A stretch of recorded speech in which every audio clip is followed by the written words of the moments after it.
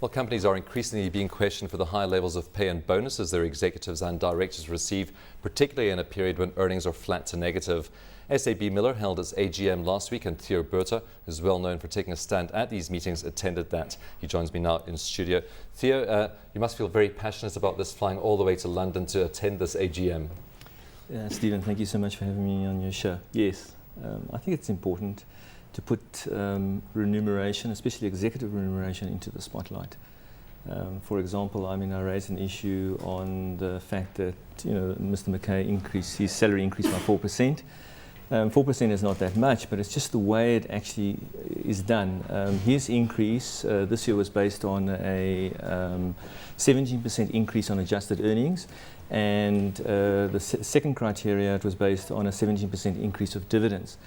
And that was stated in the 2010 annual report. But if you go and look at the 2009 annual report, and you had to apply the same criteria, adjusted earnings actually went down in 2009, and dividends was flat. So you've got to ask yourself the question, well, why are they changing the criteria? And shouldn't they, when they change the criteria, just inform the shareholders of that this is a change in criteria?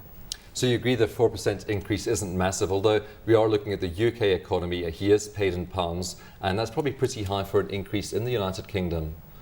Yeah, it actually it is quite high. I'd say that Graham McKay is probably in the top 20 in terms of the FTSE 100 as regards remuneration. But then we also have to look at the bonus pay structure, which was quite interesting. Here, the bonus increased by 82% from £888,000 to £1.5 million. So it was an 82% increase. But once again, you had a criteria whereby it was based on adjusted earnings and EBITDA the previous year. And this year, they actually added in the word working capital management. So what is the impact on working capital management? In the annual report, they stated that they'd increased the free cash flow by $2 billion, which is quite substantial.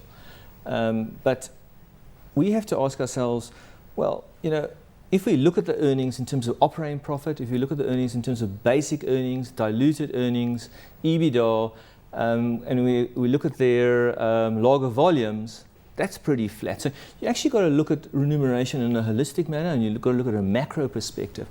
So I felt that, well, earnings was quite high, the bonus was quite high. Perhaps on the macro perspective, though, as you said, earnings pretty flat, or lager volumes pretty flat, but then we've also come through a very tough period for companies. So surely companies that can maintain earnings and volumes in an environment like this, there should be some reward for directors. Absolutely, but to put it into a spotlight, the highest bonus he ever received since he's been there was 1.6 million, and this bonus was 1.58 million. Now, the 1.6 million was in 2008, when everything was firing along. Your adjusted earnings and your basic earnings were basically all on a growth path upwards. But here we have a situation where adjusted earnings has gone up and your basic earnings is actually going down. So you have a bigger disparity between adjusted and basic earnings. So therefore, everything is not firing on all cylinders. But to compound the problem is that when SAB Miller issued their quarterly results, their first quarterly results, and they were also flat. So it actually shows you that the company is moving into a period where we're not going to see fantastic growth. We're not going to see maybe a lot of acquisitions, because the big companies, AB InBev, Heineken, and SAB Miller, have probably gobbled up all the best or made the best acquisitions they can. So now what's important is organic growth. Let's perhaps take a look at that SAB Miller share price if we have it, just to see how the share's been performing. Okay, we're just waiting for that share price. In the meantime, you posed those questions at the AGM. What sort of response did you get from the chairman of that meeting? I don't know. I think what the viewers should actually do is get on the website, and they're actually able to see it was telecast on their website, so they'll be able to see the type of response. Another thing which does concern me is succession planning. For 2 years I've been asking about, what are they doing about senior management in terms of succession planning. The chairperson is 70 years old, the CEO is now 60, and the CFO is 63. And to date, they just refuse to answer that question. Is there any indication of who is going to take over from Graham McKay when he does eventually retire from that group? There doesn't seem to be any indication at all. And I think it's important that shareholders are enlightened as regards who's going to be taking over. And more importantly, who's going to be taking over from the chairperson. Now, of course, those questions weren't answered at that meeting, the succession planning question. Have you had any indication from SAB Miller in your correspondence with them? No. I've never corresponded with them. I just attend the AGMs and ask them the questions. Now, CPIRC, and that's a UK research and advisory consultancy, was voting against the re-election of 6 directors, including Mayor Khan, who they say cannot be seen as independent because he's been on the board since 1990. He's been with the group since 1981. Is that an issue with you as well? Because it really does go against King 3, doesn't it? Absolutely. I think it's a very important issue. And SAB Miller doesn't seem to be addressing the succession planning in terms of independent non-executive directors. If you had to look at the resolutions that were passed at that AGM, I think 7 directors were put up for election or re-election, of which only 1 was an independent non-executive director. Why so few? Let me tell you why the reason why we have so few independent non-executive directors is that when they entered into the transaction with the Miller Brewery Company and they purchased it, they did a share, they issued shares to Altria. Altria actually insisted that they cut their board representation down from, I think it was 20 odd, down to 15 or 16.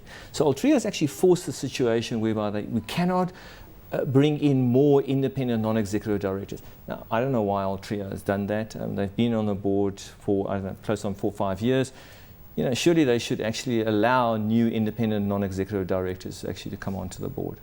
Theo, do you think we're merely playing lip service to corporate governance in South Africa or with South African companies and exports? Because I think you were also quite vocal on Cynthia Carroll being appointed chairman of Anglo-Plat. That was last month or earlier this month. And again, she cannot be seen as independent. And of course, we do have this apply or explain clause, which we have to see them all applying at this point. But do you think we're paying lip service? I think there is a bit of lip service. I think, first of all, we have to see listed companies have to get around King 3. But I think the most important issue here is that why must we wait till the annual report gets released to actually find out whether they are applying or not applying the principles? But in regards to Cynthia, I mean, today she still hasn't issued a statement to say that why she's on the board, and that's wrong. If she doesn't apply to a principle, then all she has to do is explain the reasons why she doesn't apply to the principle. So I just hope that Cynthia will come out with a SENS statement to give the shareholders of Anglo-Plat, and there are only 20% of them, the reasons why she's sitting as the chairperson. And perhaps she'll make some mention of it when she releases Anglo's results later this week. Theo, we have to leave it there. Thanks very much for coming in today. Thank you so much for having me. That's Theo Botha.